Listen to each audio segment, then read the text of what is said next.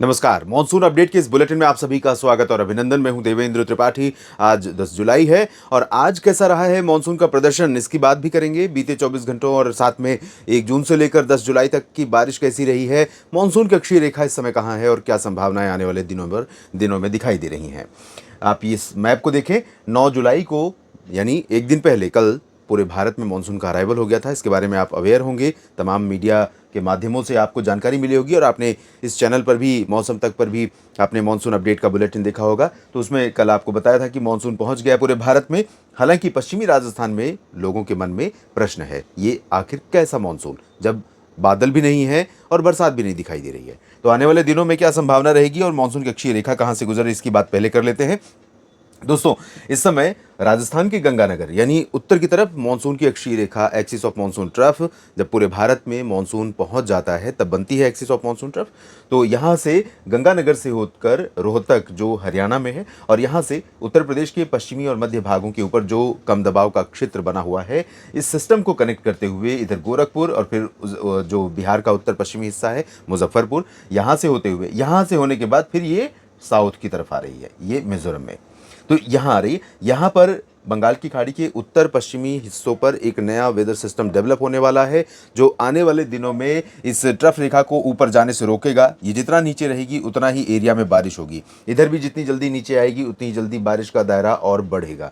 फिलहाल अभी आप देख सकते हैं बंगाल अरब सागर की तरफ से गुजरात राजस्थान को पार करने के बाद पंजाब तक, दिल्ली उत्तर प्रदेश के दक्षिणी भागों तक, और यानी जो ट्रफ रेखा है उसके ठीक नीचे तक जो हवा चल रही है वो अरब सागर की है। और ये हवा बहुत भरपूर मात्रा में नमी अपने साथ लेकर ट्रेवल कर रही है, यात्रा कर रही है। लेकिन विडंबना ये है कि इसको रोक कर ऊपर की तरफ थ्रो करने वाला कोई सिस्टम नहीं है, जिसके कारण ये नमी, ये मानसून की हवाओं का कोई फायदा भारत के राज्यों पर कम से कम दिखाई पड़ रहा है या नहीं दिखाई पड़ रहा है। अब संभावना यह है कि अगले 3-4 दिनों के दौरान मानसून की जो गतिविधियां होंगी ज़्यादातर पूर्वी भारत के भागों में और मध्य भारत के कुछ पूर्वी हिस्सों, पूर्वोत्तर राज्यों, उत्तर भारत के पहाड़ों और मैदानी इलाकों में कुछ जगहों पर, और पहाड़ी इलाकों में भी उत्तराखंड, बेसिकली हिमाचल के कुछ भागों पर, और यहाँ पश्चिमी घाट पर गुजरात के तटों से लेकर, गुजरात के तटों पर वैसे प्रभाव बहुत कम हो गया है, लेकिन सूरत के नीचे का हिस्सा और मुंबई से लेकर कर्नाटक के तटों तक कुछ इलाके ऐसे होंगे जहाँ पर यहाँ मानसून एक्टिव रहेगा और हल्की हल्की बरसात होती रहेगी। लेकिन ओवरऑल बारिश का परफॉर्मेंस दोस्तों देश भर में कम हो गया है। कम होने के चलते 24 घंटों में जो बरसात रिकॉर्ड की गई कल सुबह 8:30 बजे से, यानी 9 जुलाई को सुबह 8:30 से 10 जुलाई सुबह 8:30 आज के बीच जो बारिश रिकॉर्ड की गई है वो सामान्य से 27% कम है। जहां 9.2 मिलीमीटर वर्षा 24 घंटों में होनी थी, वहां पर रिकॉर्ड की गई मात्र 6.7 मिलीमीटर। दक्षिण भारत में इस दौरान 67% कम बरसात दर्ज की गई है, 6.8 की जगह पर 2.2 मिलीमीटर। मध्य भारत के भागों में 64% की कमी आई है और यहाँ पर मात्र 10 की जगह पर 3.6 मिलीमीटर वर्षा हुई है। उत्तर भारत के भागों में 57% सरप्लस रेन हुई है। उत्तर भारत में विशेष तौर पर जो अंतर आया है या रहा है वो आप देख सकते हैं। ये जो गहरा नीला रंग देख रहे हैं, इन सभी जगहों पर सामान्य से बहुत ज़्यादा बरसात रिकॉर्ड की गई 24 घंटों के दौरान। 9 की 8:30 सुबह से 10 की 8:30 सुबह, आज सुबह 8:30 के पीछे का 24 घंटों का जो दौर रहा है उस दौरान उत्तर प्रदेश में 175% अधिक वर्षा रिकॉर्ड की गई और उत्तराखंड में 129, 253 हरियाणा में 856% अंतर रहा है। चंडीगढ़ में 9 मिलीमीटर वर्षा 24 घंटों में होनी थी, हुई है 86, और 126% अधिक बारिश दिल्ली में हुई, पंजाब में 42 और 228% अधिक वर्षा हिमाचल प्रदेश में हुई। लेकिन जम्मू कश्मीर में 92% की डेफिशिएंसी रही और लद्दाख में कोई बारिश होती नहीं है, तो बिल्कुल 100% की डेफिशिएंसी यहाँ पर दिखाई दे रही है।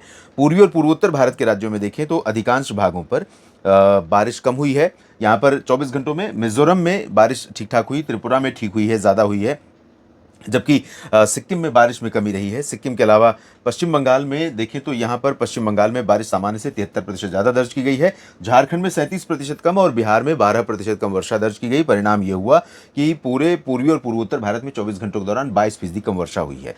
और अगर हम क्यूमुलेटिव देखें, 1 जून से लेकर अभी तक का देखें, तो पूर्वी और पूर्वोत्तर भारत के राज्यों में 37% की कमी है। उत्तर भारत के भागों में 6% कम अभी भी बरसात है और मध्य भारत के भागों में 1% सरप्लस है, मात्र 265 होनी चाहिए थी, 267 हो गई है। कितना बड़ा अंतर था अभी एक सप्ताह पहले मध्य भारत में, लेकिन एक सप्ताह ने पूरा का पूरा परिदृश्य बदल दिया। हालांकि कुछ ज़िले अभी ऐसे हैं मध्य भारत में भी जहां पर बरसात में कमी रही है या बनी हुई है और उसमें भरपाई नहीं हुई है। 16% कमी दक्षिण भारत में है। तो मेजर जो डेफिशिएंसी है वो पूर्वी और पूर्वोत्तर राज्यों में है और दक्षिण भारत में है। बाकी मध्य और उत्तर भारत में फिलहाल सामान्य के करीब आ चुका है बारिश का आंकड़ा। तो अब कैसा मौसम रहेगा और कैसा मानसून का प्रदर्शन रहेगा, इसकी बात हमने शुरुआत में ही कर ली है। लेकिन डेली वेदर अपडेट जो मैं बुलेटिन लेकर आता हूं मौसम तक पर, उसके माध्यम से आपको जानकारी देता रहूंगा। अगले 24 घंटों में कैसा मौसम रहेगा, आपसे थोड़ी देर बाद उसके अपलोड करूंगा नेशनल वेदर बुलेटिन। और सुबह के समय 3 दिन के मौसम पूर्वानुमान के माध्यम से 3 दिनों के संभावनाओं की बात होती है। तो जरूर देखिए और कमेंट में अपनी राय जरूर लिखिएगा। इस वीडियो को लाइक और शेयर करिएगा, साथ ही इस चैनल को सब्सक्राइब करना ना भूलें। आप सभी का समय शुभ रहे, आप सभी के लिए मानसून और मौसम अनुकूल बना रहे, ऐसी मेरी कामना है। धन्यवाद।